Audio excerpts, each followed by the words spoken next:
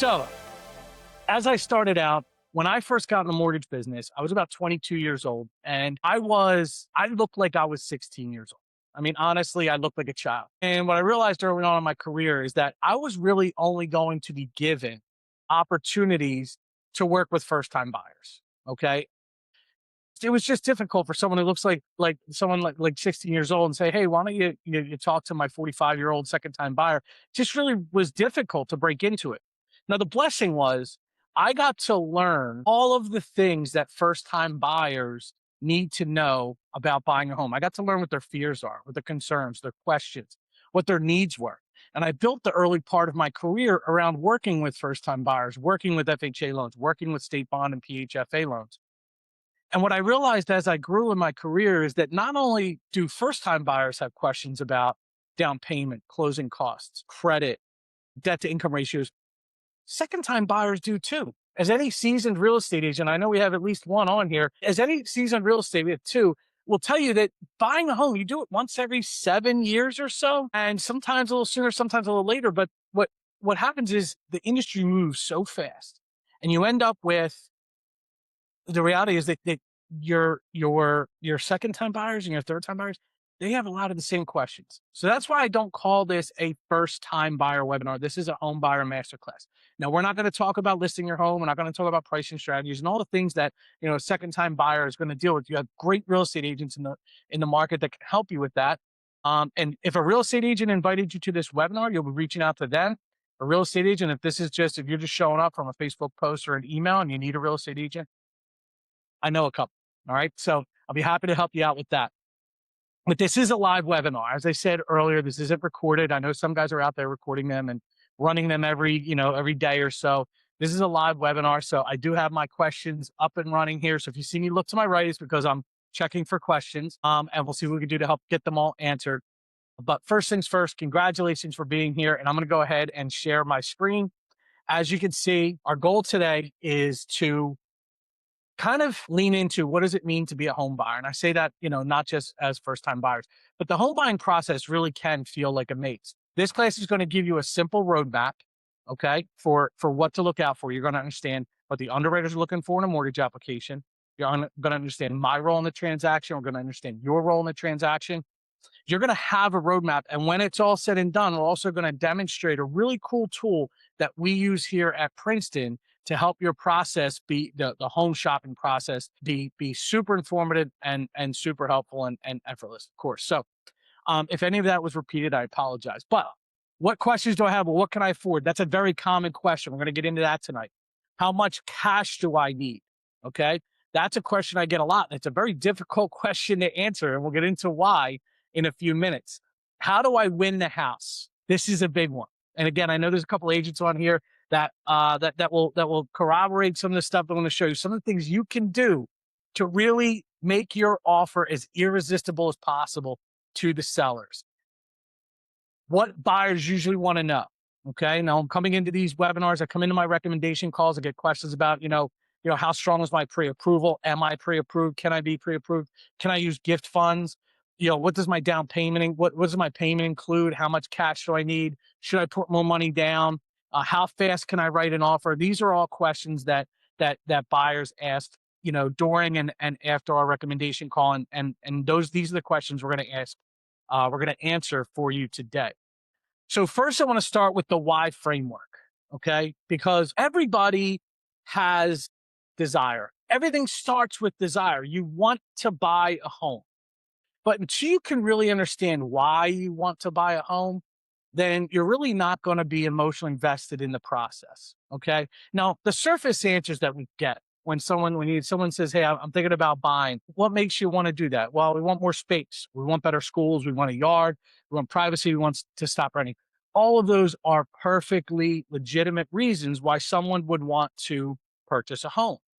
But the deeper motivations, the real reasons why we all have this human need to home ownership are stability and control and pride in the home that we built, security, knowing that the house can't get sold out from under you, the sense of community that's built when you live in a home and raise your children or become friends with neighbors and really, kind of dig into to becoming part of a community. And last but not least, leaving a legacy. You know, home ownership is still the number one way, the number one path to wealth for the average American. Building equity in the home that you live in is still the number one path to wealth in this country that gives you something that can help you in your later years or even something you can pass down to the next generation. A takeaway here is again that the house is not about the walls.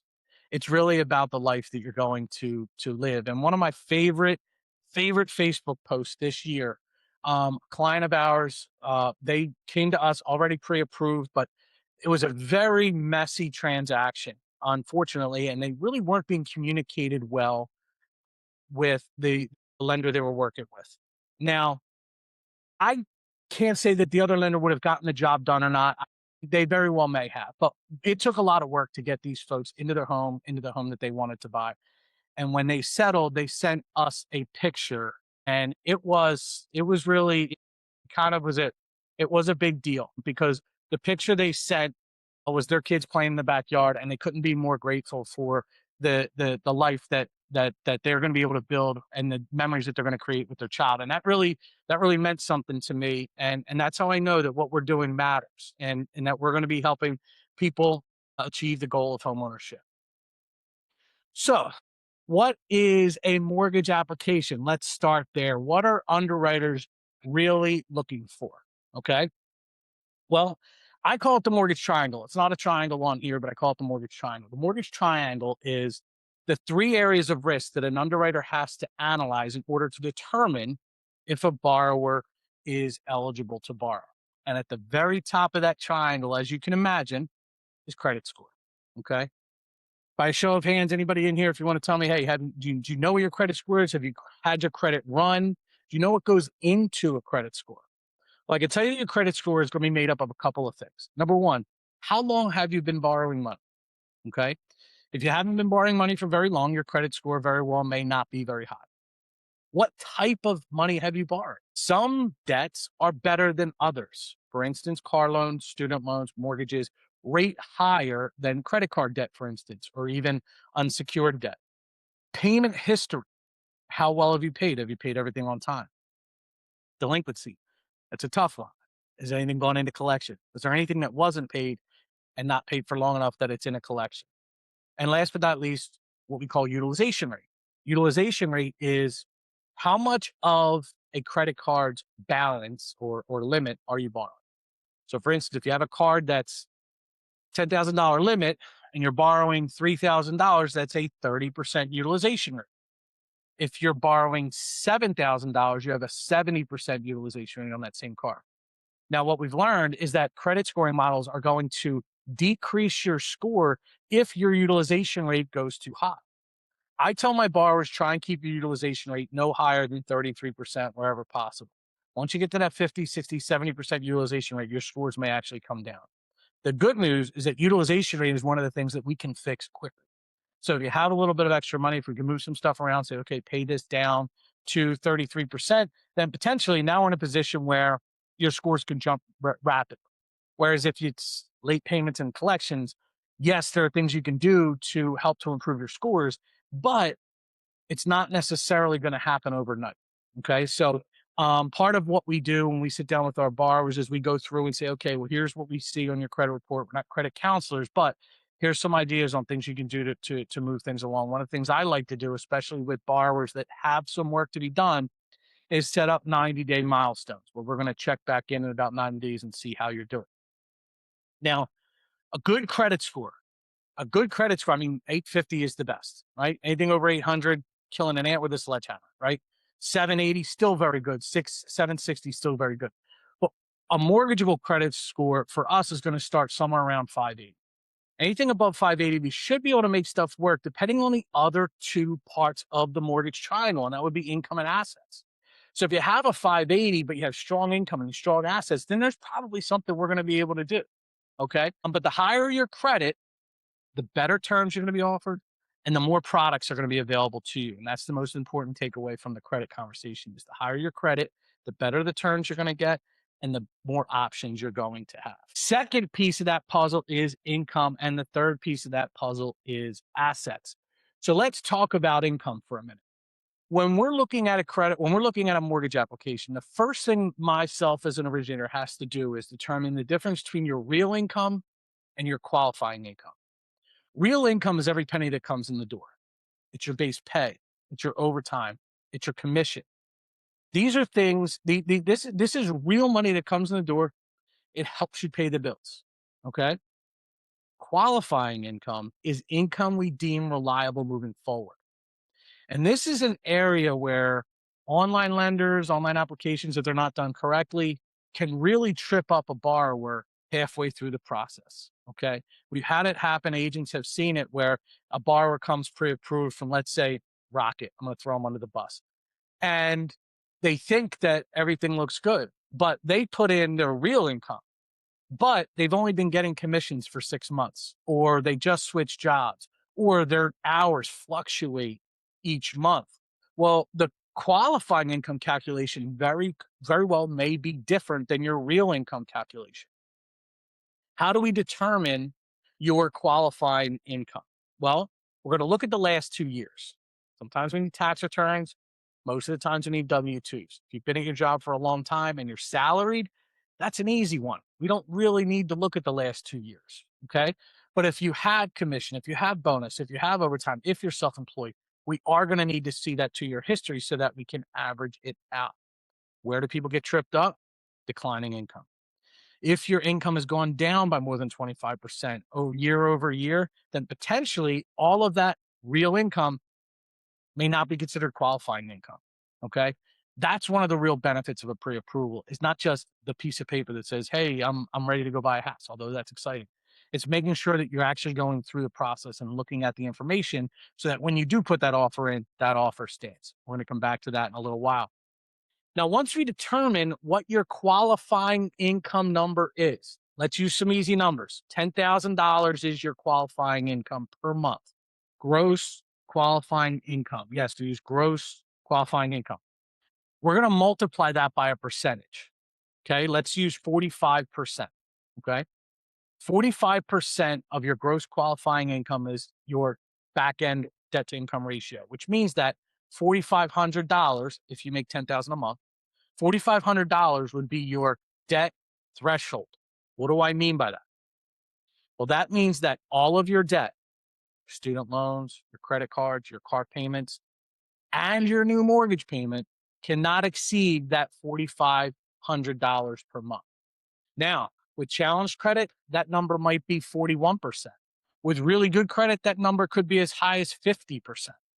Okay, some programs might even allow you to go higher than 50% for your debt threshold.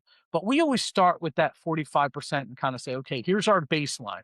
We're going to qualify you based on 45% of your gross monthly qualifying income. Okay. Hopefully, this screen share has me side by side with the PowerPoint presentation. Could somebody just throw something in the chat that says yes, that the screen share looks right? Because I don't know if you guys can see me or just the screen share. So now that we know what your debt threshold is, we're going to take a look at that credit report. Okay, awesome. Thank you, Katie. And then from there, we're going to deduct your debts. So if you have, let's say, again, $4,500 for easy numbers, you have a $500 car payment, that takes you down to $4,000. You have $500 of student loans, it takes you down to $3,500. And you have $200 in credit cards, that takes you down to $3,300. Now, because I'm not doing math on the screen for you, I'm just using really these numbers. That means that particular borrower, the monthly payment that they would qualify for is $3,300. That's the math, right? Once we figure that out, okay, great. Now it's about what house can I buy? What program can I go into? What down payment level do I need to make sure that my payment does not exceed $3,300 a month in that scenario? And that is how we use and how we view income in the qualifying process. Now, that $3,300 number, what does that have to include? Well, it has to include, we call it PITI, PITI. Principal, interest, taxes, and insurance. When we talk about insurance, homeowners insurance, I got a Band-Aid, I cut myself. Homeowners insurance and mortgage insurance. And in some cases, if you're buying in an HOA, condo or a townhouse, sometimes you might have an HOA fee or an association fee that has to be calculated into that number as well. So when we look at that 3,300, that has to take into consideration your loan, your homeowner's insurance, your taxes, and your mortgage insurance potentially, and HOA potentially. So what does $3,300 buy you? Well, we don't really know that number, right? Because at the end of the day, it depends on the taxes, depends on sale price, depends on, even some houses, homeowners insurance can fluctuate. So we start to really work off of some estimates early on until things start to solidify. It's super small for you, and I can't. Oh, all right. Well, let me see if I can switch this up for you. And maybe you're not the only one having that issue. What if we go? This is going to make me look silly, I think. How's that look? I'll stay down here in the corner. Does that look better? Hopefully that looks better. Okay. So we talked about your principal, interest, taxes, and your insurance. And of course, that is going to drive your monthly payment. All right. Cash to close. This is now we're talking about assets, right? We talked about credit, we talked about income, and now we're going to talk about assets, the third piece of that puzzle. Okay. You are very welcome. Number one, down payment. Okay. Your down payment is the first component of your cash out of pocket number. Now, it could be as low as 3% in some cases. Actually, veterans can put as little as 0% down. It can be 5%. FHA is 3.5%. So depending on the program, that's going to kind of drive the baseline for what that down payment is going to be. And that's your first component to your cash out of pocket number. Okay. Second component, closing costs. Now, when I say closing costs, I'm referring to what we call non-recurring closing costs. Non-recurring closing costs are items that you pay, but you only pay them one time. You don't pay them again for as long as you're in that loan. Okay. What is considered a non-recurring closing cost? Well, transfer tax, title insurance, lender fees, recording fees. These are all considered non-recurring closing costs. The third component of your cash out of pocket number is going to be what we call your prepaids. Prepaids are taxes and homeowners insurance that you're required to pay in advance. Now, without getting overly technical, when you buy a house, you always bring 12 months worth of taxes to the settlement table. Some of it goes to the seller to reimburse them for taxes they prepaid, and some of it goes into an escrow account so that we have enough money to make those tax payments when the time comes. But it's always 12 months worth of taxes and 12 months worth of homeowners insurance at the settlement table. Okay. Now, what is an escrow account? Okay. I didn't get that question tonight, but I've gotten that question in the past. So I'm going to touch on that. An escrow account is like a little savings account. When you go to settlement, you're going to put some money aside. That money is going to be set aside for mortgage insurance, homeowners insurance, and real estate taxes. As those bills come due throughout the year, we have to make sure that we have enough money in our escrow account to pay them. That way you don't have to. Now, we collect money at settlement and then you make a contribution. Remember PITI? That's why the I is there and the T is there, because you're actually going to be making small contributions into that escrow account every month so that when that bill comes due, we have enough money to pay it for the following year. And that's the escrow account, and that's where the prepaids come in to play. Okay. Any questions on the income, assets, or credit? I'll give it a minute. I don't want to like fall into a lull here, but might as well use the chat feature that we have. Any questions? Cash, credit, income. Okay. If you ask a question, I'll still come back to it later. But let's move on to how to make your offer irresistible. Now, one of the challenges in the market we're in is that you are probably going to be in competition. In our area, 5 counties surrounding Philadelphia, Newcastle County, a lot in Jersey too, there is just a ton of competition, which means that you're in the home for a market. There's other people that are in the market for that same home. And how do you compete? How do you compete with all these other people?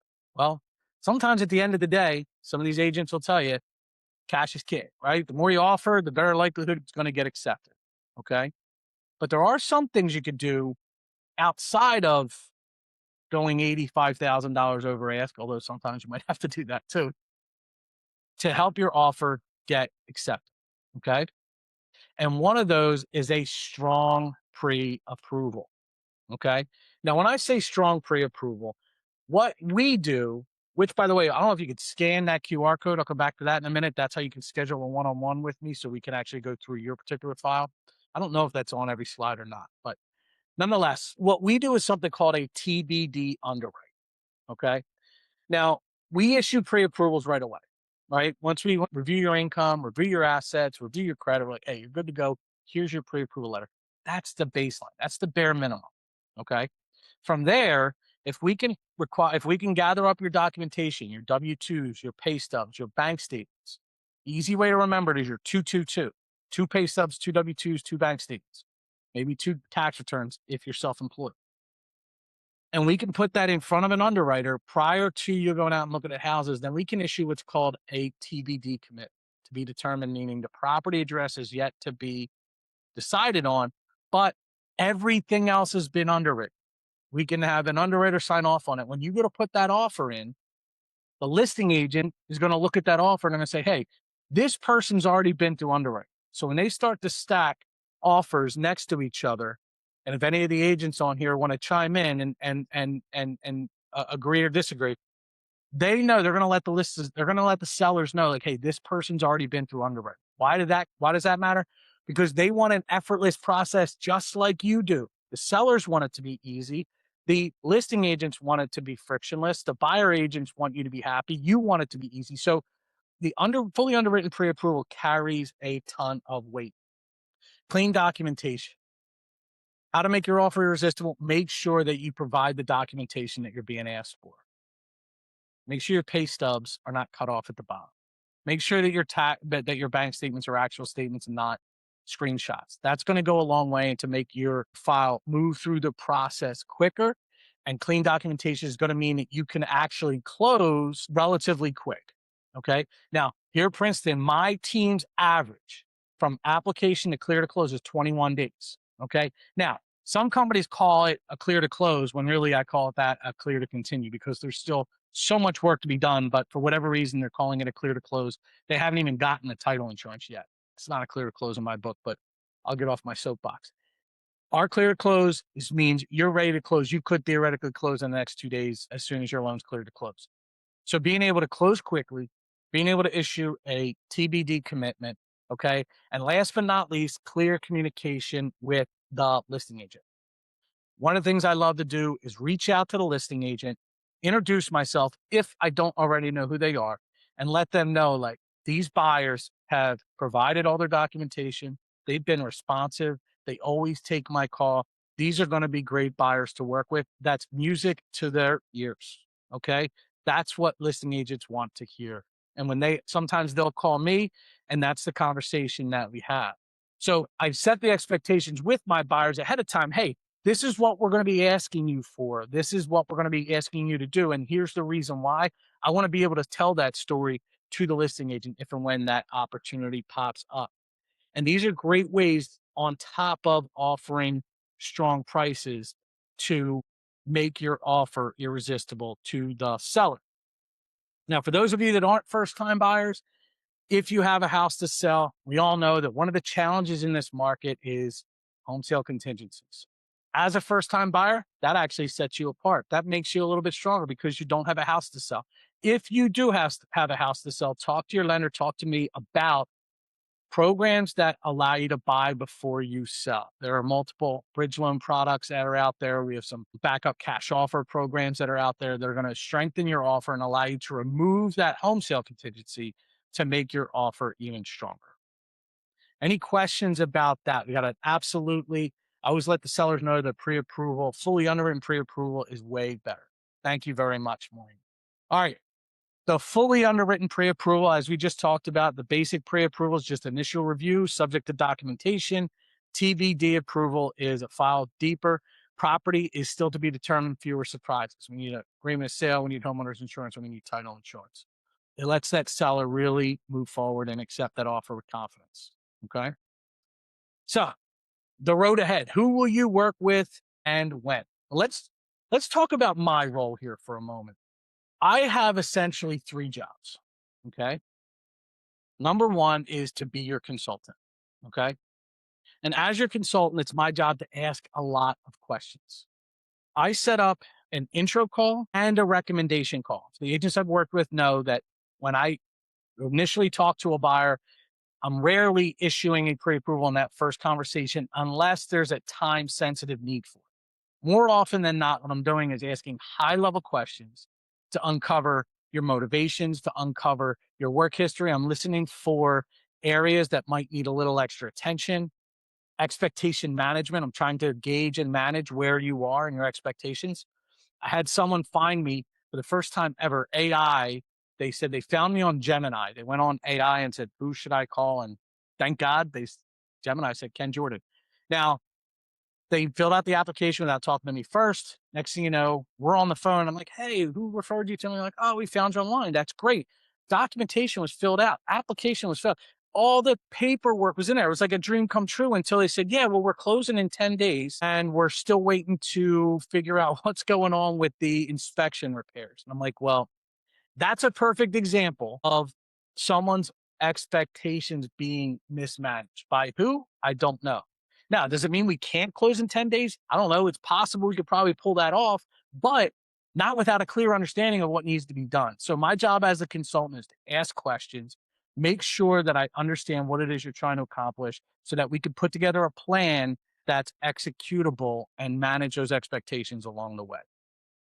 Second part of my job, and this isn't just me, this is me and my team. You work with myself, you work with Andrew, my teammate, and you work with Stacy, my processor, for 17 years.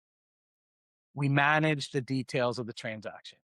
As much as we love the paperless world, as much as we love the digital mortgage, the reality is there is still a ton of information that needs to be managed. Just ask your real estate agent how many phone calls they get and make and take, how many text messages, how many emails. Same on our side, hundreds, hundreds of text messages, emails between the 14 different people from 7 different industries that are going to get involved in the transaction, between the appraiser, the underwriter, the processor, the loan officer assistant, the real estate agent, the real estate agent's conveyancer, sometimes the agent's assistant, the appraiser, the person that goes out and does the home inspection, the title rep, the processor at the title company. There's all these people, and it's a managed process. Closing a loan on time does not happen by accident.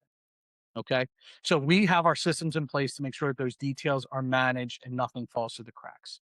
Now, the third job, it's a little more art than science, I'll be honest, and that's watching the market for it. When it comes to interest rates, they change every day. Your interest rate is going to be based on your down payment, your credit score, your debt to income ratio, the product type, how far out you're locking, your loan amount. All of these things go into your interest rate. Once we figure out, okay, this is the program, this is where we're going to be, the next question is, all right, well, where are rates going to be when you go under contract, right? What if someone wants to sell their house first? Do they need some kind of documentation that they aren't selling their house? It's a great question. We will come back to that, I promise. So interest rates, when you go under contract, is when we're eligible to lock. Now, question is, should we lock or should we float? If we lock, rates can't go up, but they can't go down either. If we float, rates could come down, but they could also go up. My job is to take a look at the market, kind of read the tea leaves where I can, and give you my advice on whether you should lock or float.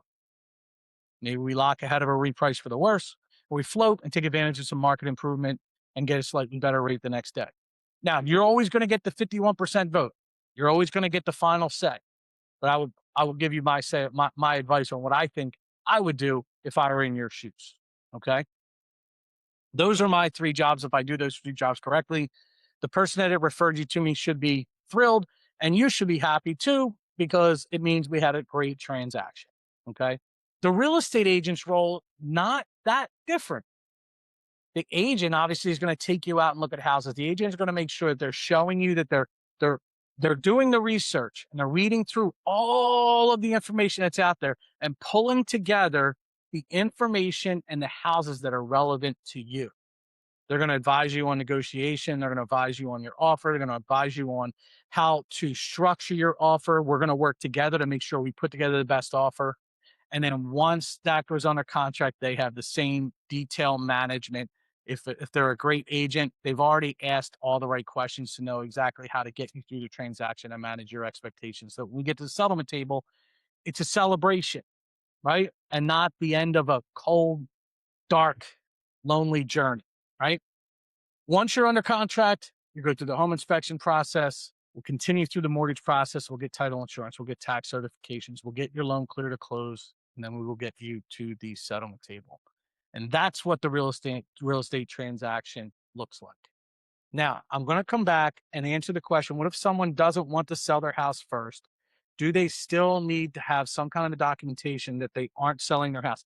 If your plan is to not sell the house at all, then you have to qualify carrying both mortgages, or you have to have an agreement that says this house is going to be rented out. It's got to be a legitimate lease, deposit, the whole bit. And you'll get credit for the rent to wash out whatever the mortgage payment is. You won't get credit for anything above the rent to put towards your qualifying income, but you could wash out your mortgage payment with rent from the property that you're vacating. Now, if your plan is to sell that house, but just not yet, like you want to go on a contract first, then turn around and sell your house, we do have a couple of options. There are a lot of moving parts. I don't necessarily want to get into it here tonight, but we have at least 2 buy before you sell programs that will help you. So hopefully that answers your question.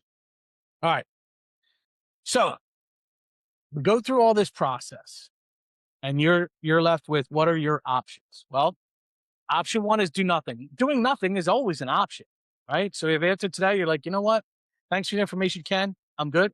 You're going to keep renting, right? Every month you pay someone else's mortgage and none of it builds out. Prices don't wait. Home values will go up. And again, I point to the agents that are on this call. If you talk to them, they will tell you that we've had buyers that are pre-approved from 2 years ago, 3 years ago, that have weighted themselves into a house that's $60,000 more expensive. And interest rates are roughly the same. Okay. Even if interest rates are less, they're still buying a house that's $60,000 more expensive simply because they waited. Rates can shift. A small increase in interest rates up could add hundreds of dollars to your payment, but it also can reduce hundreds of dollars from your payment. Over the last 12 months, we've helped refinance borrowers who bought 12 and 18 and 24 months prior to that, locking in their sale price. Now they get to take advantage of the lower interest rates, bringing their monthly payments down, in some cases, $200, $300 a month. And life stays on hold, the stability, the control, right? A lot of that really never materializes. So, doing nothing certainly is an option, but this is what doing nothing looks like. Option 2, begin to prepare. And that's where that QR code comes into play. That QR code is to my calendar. You can find a half hour that works for you. We'll go through your income, your assets, and your credit, and we'll talk about what programs we think are going to work best for you. And that's going to do a couple things. It's going to let you know where you stand, know your numbers, know your credit, know how much you'll need to close, know where you want to go, where you can shop with confidence, what price range you should be. Nothing worse than falling in love with a house you can't buy. Knowing what work still needs to be done. That's one of the underrated values of a pre-approval. Not all pre-approvals end with you're pre-approved. Some pre-approvals end with not yet. Not yet. Here's what we need to do. Save up money, pay down this debt, wait for these collections to season, wait for this late payment to get a little bit older. Okay. Sometimes that's the plan. Wait till you've been at your job for another 6 months. Sometimes that's the plan. And understanding that plan is just as important as walking away with a pre-approval letter, right? You'll get a roadmap, how you're going to get there. How do you make your irresistible offer and build that life you want? The stability, the control, and the security doesn't show up until you decide to make a move, right? The buyer mindset goes from guessing, reaching, shopping emotionally, finding problems late, to confident, understanding your budget, clean documentation, stronger offers, calmer closing. We all know, all of us in the real estate industry know good closing from a bad closing. Good closings, everyone's smiling, people are happy. Bad closings, everyone's stressed out. They're like, God, I'm so glad this is over. I don't want to talk to anyone again. And the reality is that, a lot of that is controllable. Okay. Before we get into the next steps, I am going to share another screen here. Now, I promised you guys that I was going to demonstrate a really cool tool that we use here at Princeton to help that home shopping process go even smoother. Okay. So, what you see here is our mortgage calculator. Let me see if it's coming up on another screen here. There it is. Let's see. Can you see that? Give me a yes in the Q&A if you can see it. Hopefully you can see it. I think you can see it. Okay. This is our mortgage calculator. Okay. Now, what you get after you get pre-approved with us is you get a custom mortgage calculator. Now, you could go out on the internet and you can run numbers on just about any real estate website. I promise you, if you take the same house, you go to 5 different websites, you're going to get 5 different answers on what that monthly payment is. Okay. This calculator is designed to give you accurate information on the house you're looking at. Once you're pre-approved, you're going to know. You're going to be able to plug in any property that your agent might send you. You're going to be able to plug in the sale price. Let's say it's 400,000. Okay. And we talked about 5% down, but you have a couple more dollars. Maybe you're thinking you're going to put 7% down. We're going to get crazy here. Maybe put down a couple more $1,000. Okay. That's going to give you a loan amount of $371,999. Now, remember we talked about taxes? That's the second most important number you look at when you're looking at a property. You start at the sale price and you drop right down to the taxes. What are the taxes on this particular property? Now, in this house, we're going to say the taxes are $8,400. Okay.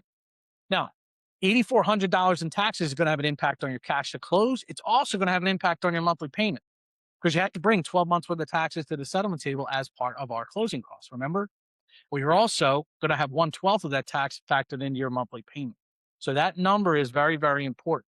Homeowners insurance, we're going to guess maybe homeowners insurance somewhere in and around the $1,800 range. Okay. Now, what you get down here is you get a breakdown of your monthly payment, your principal and interest, your taxes, your insurance, and in this case, your mortgage insurance, because again, you're putting 7% down, right? But you toggle back and forth between your monthly payment and your closing costs.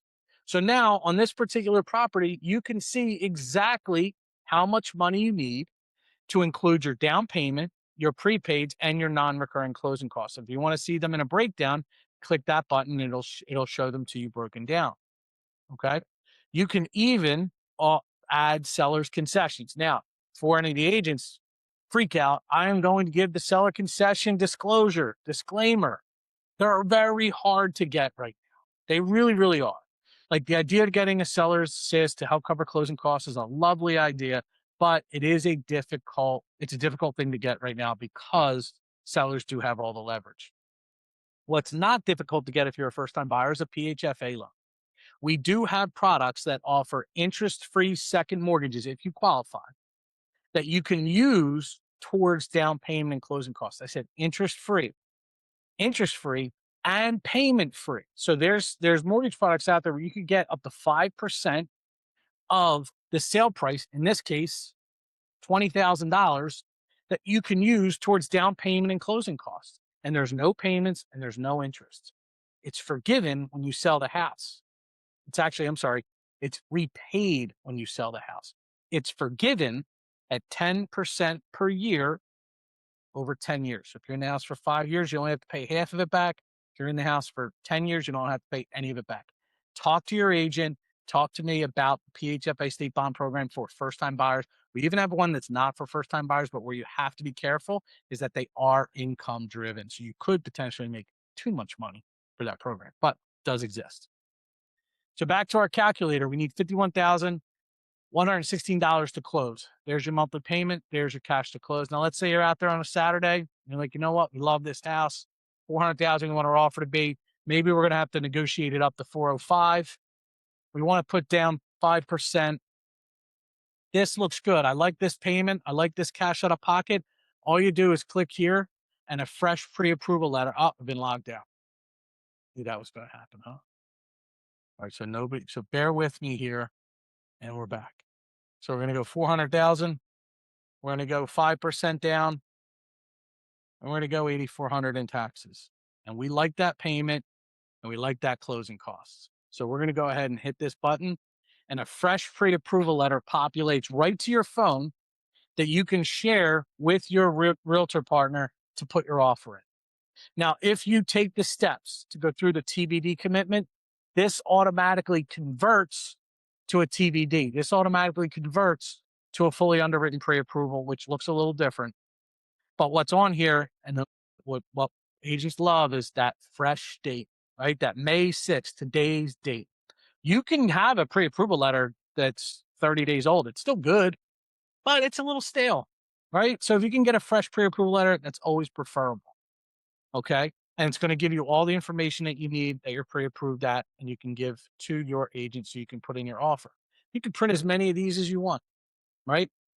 But you might say, well, wait a second, what if I don't qualify? Why would I print the pre-approval letter? I'm going to go ahead and bump this up just a hair and see if I can trigger what would happen if you didn't qualify. Well, that button goes away. We know in this particular case, this fake borrower is pre-approved up to a monthly payment of $6,000, a maximum cash to close of $500,000, because that's what we've underwrote, right? So they're not going to be allowed to print. They're not going to be able to print a pre-approval letter if they don't qualify for it. Now, I can pull this up on my phone just as easily as you can. And a lot of agents prefer to call me and say, hey, Ken, we love this house. We're going to put in an offer at 375. Taxes are $8,500. I'll go in, I'll run the numbers, I'll issue the pre-approval letter, I'll issue the numbers just as easily. So if you're the kind of person that likes to do it yourself, there you go. Or you can reach out and we'll run it for you. We will set this up with multiple programs. If one of your programs is an FHA program, we'll set that up. If one of your options is an FHA program, we'll set it up with an FHA. We'll set it up with a conventional, set it up with a jumbo. Whatever recommendation, whatever programs we say after our recommendation call, hey, we think this is the direction you should go in, that's how we're going to set up your pre-approval. This is good for 90 days. Your credit report is good for 120. This is good for 90. And that's going to allow you to give us at least 30 days. Because if you go under contract on day 89, you're probably still going to need at least 30 days to get the closing. So you want to make sure that that credit report's still good on the letter that we issued. Any questions, comments about the calculator here? I'm going to go ahead. This is, again, this is something that you can view on your phone. I'm going to go ahead and minimize these screens. As I mentioned earlier, that QR code, if you scan it, it will give you access to my calendar. I think some of the folks that are on here have already gone through at least the intro call with me, and some of them have gone through the recommendation call. We have one borrower on here who's a repeat customer. So super excited about that. The first call is the intro call. That's where I'm going to ask those high level questions. The second call is going to be the recommendation call. You'll fill out the application online. We have a really easy to use online application. It'll ask all the right questions, all the right follow-up questions. It'll give you an opportunity to upload any documents that you want to upload, and then we'll have that recommendation call. The intro call is like 20 minutes long. The recommendation call could be anywhere from a half hour, 25 minutes to 45 minutes, depending on how many questions you have or your particular situation. Once we're finished that call, that's when you'll get your pre-approval calculator and you'll be able to get out there and start shopping. We send an email out to you. We send an email out to the borrowers, to the agent, to give them an update on our conversation, and you are ready to go. So I hope you. I'm gonna give it a minute here because we're about 7:50, so we've got a couple of minutes for a Q&A. Feel free to go ahead and ask any questions, anything that we didn't cover. I'm going to end the share. How do we do that right there? Stop share. And we're back. Okay. Any questions? Let's see here. Pull this over. Yes, we will issue the closing cost. As you can see, you can see the closing costs. You can see the granular, broken down closing costs. And if you need, sometimes agents ask for a fee sheet or a closing cost so that they can put that in their file. We will issue those as well upon request so that the agent can go ahead and have you sign it and put it in their file for their compliance. We don't have a problem doing that at all. Any other questions? How does it work to pay you for your services? That's a great question. Well, big fan of IPAs and steak. I'm a big fan of steak. So that's usually where we start. And then we go from there. I'm just kidding. My company pays me. So you don't compensate me. My compensation is not based on the rate that you get. It's not based on the program. It's based on the percentage of the loan amount, but it's paid by my company, not by you. Hopefully that answers your question. And the pre-approval's free, right? We work on a contingency basis. We don't get paid unless you close the loan. Okay. So it really is it's incumbent upon us to make sure that we're creating great service. We're earning your business early on in the transaction so that we don't do a bunch of work for free. Right. But we really want to make sure we're bringing a ton of value early on in the transaction. And that way, by the time you get to the point where you're out looking at houses, you already know, like, hey, I have these options, but I'm going to choose Ken. And this is part of it. But when we have our conversation, that's similar to this, but it's customized to your situation. That's the kind of guidance that we're looking to give to bring value. Any other questions? Well, I think that's it. I want to thank you all so much for being here. It is kind of weird when we're in these webinars. I kind of do feel like I'm talking into an empty room, but your questions really do make this a lot more fun for me. And I hope that you found this informative. Go ahead and reach out. Hopefully you scan that QR code. If you didn't, my information is probably all over the stuff that you received for this webinar. And you're welcome to come back. I've had people on multiple webinars. I like to say that they're the same, but really they're not. Like we do, kind of touch on different things. Questions are different. And I think that's okay. We do publish these webinars on the KJ the Closer University YouTube page, which I will happy to send you the link to that as well. And that way you can go back and potentially rewatch this if there's something you remember, or pick up the phone and give me a call. With that, I hope you all have a great, great night. I look forward to helping all of you in your home ownership and your home buyer journey. Take care.